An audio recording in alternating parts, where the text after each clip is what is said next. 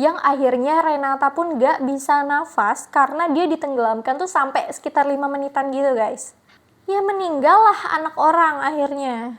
Terus bejatnya lagi,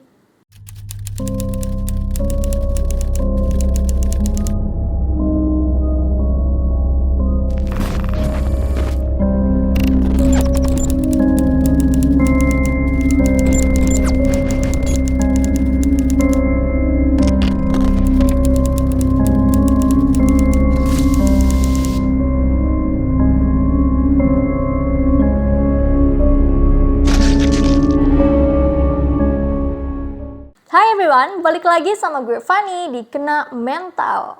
Kami segenap kru Kena Mental mengucapkan minal izin wal faizin, mohon maaf lahir dan batin.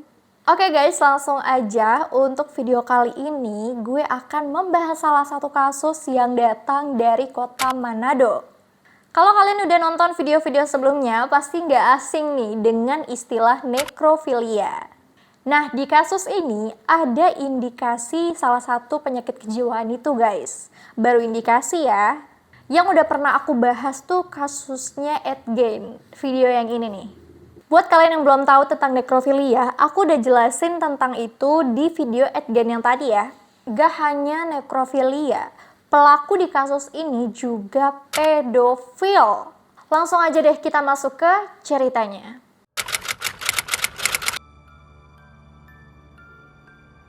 Renata Managa, bocah berusia 7 tahun yang tewas di tangan calon kakak iparnya sendiri.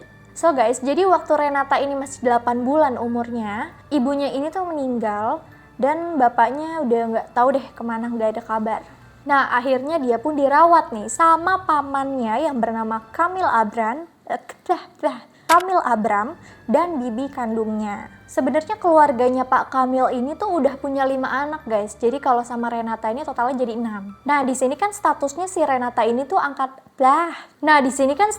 Renata itu anak angkat ya guys. Jadi pelakunya ini adalah pacar dari kakak angkatnya yang keempat yang bernama Erika Abram. Nah, tadi kan anaknya Pak Kamil tuh ada 5. Jadi si Erika Abram tuh anak keempat. Pelakunya sendiri itu bernama Andika Putra, berusia 20 tahun. Nah, pedofil kan? Dia berprofesi sebagai tukang ojek. Andika sendiri berasal dari desa Kawangkoan Baru, Kecamatan Kalawat, Kabupaten Minahasa Utara.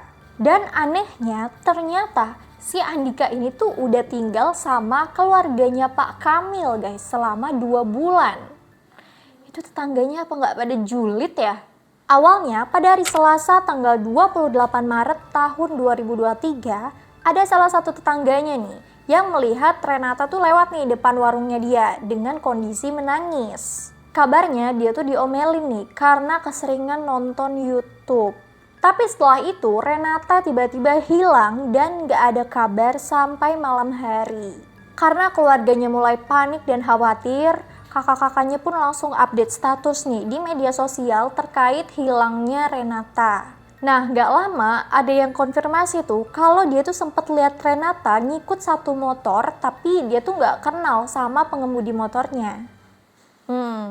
Diceklah tuh di CCTV yang ada di jalan itu. Dan ternyata yang bawa motor adalah Andika. Awalnya si Andika ini tuh ngebantah, tapi setelah dia dibawa ke kantor polisi dan diinterogasi, dia pun mengaku kalau dia udah ngebawa Renata sekitar jam 7:30 malam di hari yang sama di mana Renata dinyatakan hilang. Jadi ternyata waktu si Renata nih nangis, dia kan pergi tuh dari rumah. Gak lama si Andika tuh nyusul guys. Terus dia itu ngajak si Renata dari daerah Minahasa Utara itu untuk pergi ke daerah Kampung Baru, Pantai Malalayang di Manado. Pas sudah sampai, si Renata ini tiba-tiba disuruh buka baju. Jelas dia nggak mau dong. Nah, karena si Renata ini nggak mau nih menuruti keinginannya Andika, akhirnya si Andika tuh kesal guys. Dan dia langsung kesulut emosi yang akhirnya si Renata ini dibawa ke air, kan mereka emang lagi di pantai ya. Terus si Renata akhirnya ditenggelamkan dengan cara pundaknya dilelepin. Kelelepin. ditenggelamkan maksudnya. Yang akhirnya Renata pun gak bisa nafas karena dia ditenggelamkan tuh sampai sekitar 5 menitan gitu guys. Ya meninggal lah anak orang akhirnya. Terus bejatnya lagi,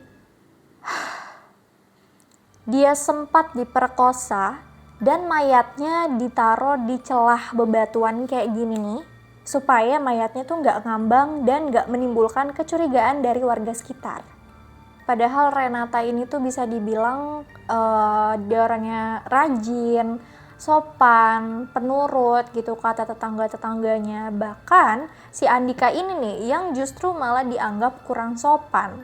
Dia nggak ada tuh yang namanya senyum sapa salam sama tetangga-tetangganya. Padahal kan dia numpang tinggal ya di rumahnya Pak Kamil. Tapi kenapa juga dia tinggal di situ? Kenapa coba? Mayatnya pun ditemukan dengan keadaan tidak berbusana. Nggak tahu dia tuh pakaiannya dibuang kemana sama Andika. Karena emang di TKP tuh udah nggak ada. Dugaannya pakaiannya tuh dibuang ke laut guys. Dan FYI guys, ternyata pacarnya nih yang namanya Erika tadi tuh, dia udah hamil 5 bulan. Akhirnya Andika pun ditetapkan sebagai tersangka dan ditahan di kepolisian. Kayaknya si Andika nih hypersex juga ya. Karena salah satu tandanya itu dia sampai berani untuk melakukan tindak kriminal, yaitu seperti pemerkosaan yang dia lakukan sama si siapa tadi? Renata. Dan selain itu, dia juga membahayakan orang lain. Ya, udah sampai bahkan. Karena kalau dia emang waras, dalam arti maksudnya nggak ada gangguan jiwa gitu, harusnya perasaan dia itu didominasi oleh perasaan takut dan panik. Karena kan dia habis orang nih gitu. Tapi ini dia masih sempet-sempetnya menyalurkan hasrat seksualnya. Oke guys, itu dia kasus pembunuhan sekaligus kasus pedofilia yang terjadi di Manado. Kita doakan semoga Renata bisa tenang di alam sana. Amin. Thank you banget yang udah nonton video ini sampai selesai. Semoga kalian suka. Jangan lupa untuk klik like dan komen juga. Selain itu juga share, juga subscribe, dan nyalain lonceng notifikasinya supaya kalian gak ketinggalan video-video terbaru dari kita. Sekali lagi, minal aizin wal faizin, dan gue Fani. See you in another video. Bye-bye.